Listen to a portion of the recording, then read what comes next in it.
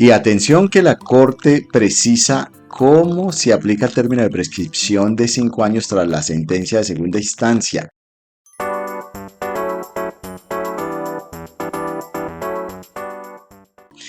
Esto es del 30 de abril de 2024, pero es de gran importancia, lo vamos a subrayar aquí. ¿Qué dijo entonces en ese comunicado la Sala de Casación Penal de la Corte Suprema de Justicia? Esta precisó la forma en la que se aplica el término de prescripción de los procesos después de que se profiere la sentencia de segunda instancia. La Corte analizó el alcance de la sentencia SU 126 de 2022 en la que la Corte estudió el artículo 189 de la Ley 906 de 2004. Esta norma señala que una vez se profiere la sentencia a segunda instancia, el término de prescripción del proceso penal queda suspendido y este comenzará a correr de nuevo sin que pueda ser superior a 5 años.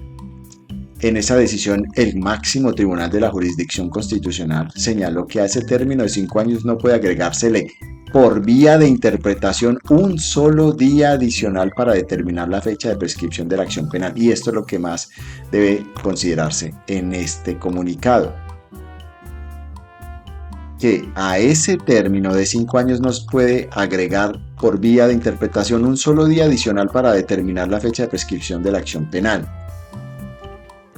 Ante este panorama y dado que la figura de la prescripción es una garantía para el procesado, la Sala de Casación Penal de la Corte Suprema de Justicia advirtió que en lo sucesivo se considerará que el plazo de 5 años debe contarse a partir de la fecha en que se profiere la sentencia de segunda instancia sin ningún tipo de adición.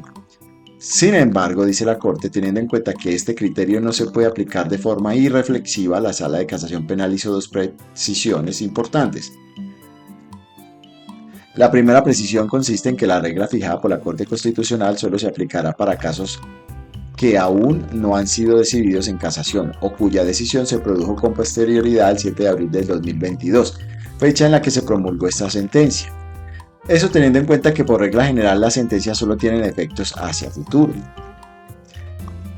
En consecuencia, dice aquí entre comillas, señalando lo que está en dicha sentencia, no podrá alegarse la configuración del fenómeno prescriptivo con base en el parámetro definido en la CCSU 126 de 2022 en aquellos asuntos fallados con anterioridad al 7 de abril de 2022, pues fueron decididos con base en el precedente vigente para el momento cuestionado constitucionalmente hasta entonces, definido a partir de criterios razonables de la Sala Penal de la Corte Suprema de Justicia en su condición de órgano de cierre de la jurisdicción penal en el país, señala la providencia. Todo esto significa que las decisiones tomadas antes de la mencionada fecha se mantienen en firme sin que además este parámetro fijado sea una causal que permita su revisión. Al respecto, la Corte precisa que ello es así porque, de acuerdo con la causal 7 o séptima del artículo 192 del Código de Procedimiento Penal, el parámetro aquí definido no constituye un ajuste o variación respecto de criterios que definen la responsabilidad o la punibilidad, ámbitos por los cuales está restringida esta figura. En segundo lugar, precisa la Corte Suprema de Justicia que esta regla de prescripción de los 5 años no es aplicable a los trámites adelantados bajo la Ley 600 de 2000. Esto, teniendo en cuenta que la suspensión del término de prescripción de la acción penal con la sentencia de segunda instancia es una medida propia del modelo oral de tendencia acusatoria de la Ley 906 de 2004 y no existe ninguna norma similar en el sistema básicamente escritural de la Ley 600 del 2000. De hecho, su aplicación podría resultar desventajosa para aquellos procesados por este modelo procesal que no contempla el término prescriptivo analizado en este asunto. Y para más, te vamos allá a dejar el enlace de la AP 749 de 2024 de la Corte Suprema de Justicia, Sala de Casación Penal.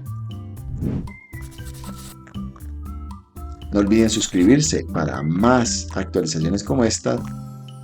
Y nos estamos viendo, escuchando en la próxima. Saludos.